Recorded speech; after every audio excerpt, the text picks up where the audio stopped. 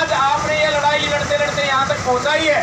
और ये खाप पंचायत है, जब यहाँ से गई थी हम वहाँ बैठ के वहाँ CCTV कैमरों के अंदर सारी चीज़ें रिकॉर्ड हुई हैं और हमारी सारी बातें वहाँ प्रशासन के पास रिकॉर्ड हुई है। यहाँ से जब हम गए तो उन्होंने मैसेज किया था कि हमारे से मिलने आए। जब हम वहाँ मिलने गए तो वहाँ से मैसेज आया कि DC साहब को बताया, हमें मालूम ही नहीं है कि इससे क्या बात। तो यहाँ बुलाया किस लिए था? ये खाप पंचायतों के मुंह पे तमाचा मारने का काम किया उन्होंने। और दूसरी बात को खाप पंचायतें भी सीरियस लें कि आज वहाँ बुला के हमारी बेइज्जती करी।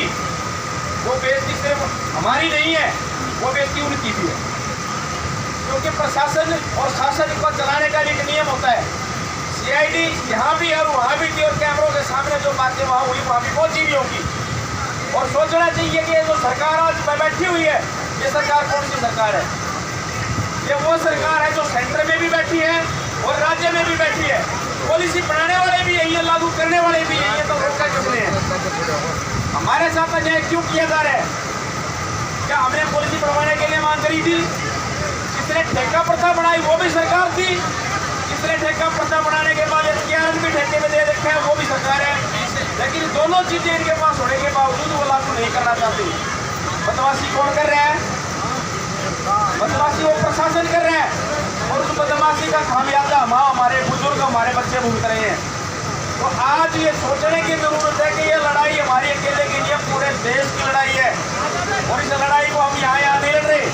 मैं People's Party of India Democratic का प्रदेश अध्यक्ष हरियाणा हूँ और पूरे देश में 22 राज्यों में ये अभियान हमारा चल रहा है।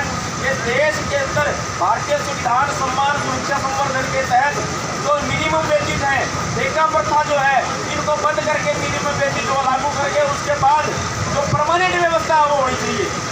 क्योंकि हम जब काम डेली करते हैं, हम जो सेवाएं डेली देते हैं और इनको जरूरत हमारी डेली की है, तो हमारी नौकरियां देते हैं SKRN के अंदर क्यों? और इसी उपलक्ष्य में पूरे देश के अंदर आह्वान करके यहाँ नहीं 9 अगस्त 2025 को पूरे भारत के लोगों को जंतर मंतर पे इकट्ठा करके ठेका प्रथा बंद करने का बहुत बड़ा अभियान हमने चलाया है।